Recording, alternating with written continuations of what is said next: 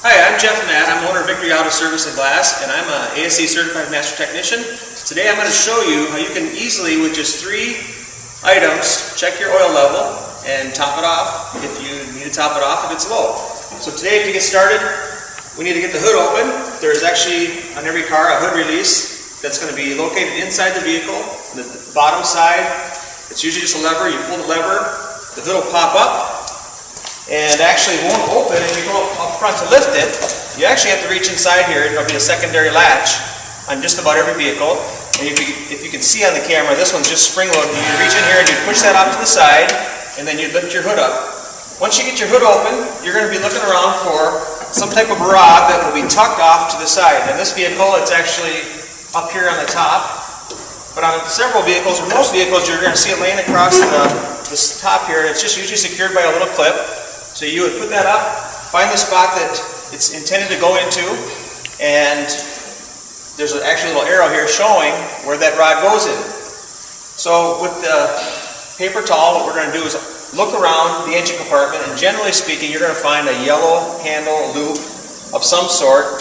And this Nissan is actually right in the front. It's very easy to find, and it's a flimsy metal, what we call a dipstick. And on there is going to be a couple of marks. I'll show you what those marks look like here once I put this back in. To check your oil level, you want to pull this dipstick out, clean it off, and when you put it back in, it's going to be submerged in the oil, down in the oil pan, and it's designed to make it really easy for you to see if the oil is low or not.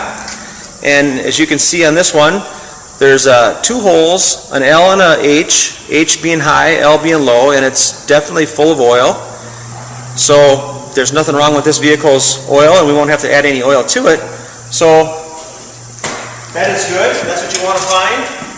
Typically, most people are not going to check their engine oil during a normal course of their driving. When I check my oil, it's typically when I'm going on a long trip. And it's just kind of a preventative measure. If your car is older, has more miles, you probably want to get in the habit of checking your oil more frequently. So we're going to just show you quickly how you would add oil to this vehicle. And so you found the dipstick. Now you're going to look around the top side of the engine for some kind of a cap. And this one, again, is fairly easy for me to find because I've done this quite often. But this one is a cap that just twists off, and I'll show you quickly. It has a little oil can on the top of it, so you can see that it is for the engine oil. Put that off to the side. You can generally, at any gas station, find funnels and quarts of oil, so you don't really have to own this yourself. So you place the funnel in there. We recommend that you would add about half a quart of oil at a time, and you can actually see the oil through the clear plastic on the side of the bottle. You'd actually just put this in, put in a half a quart of oil, and as you saw that this one's full, I'm just going to put a little oil in here, but you just pour it in,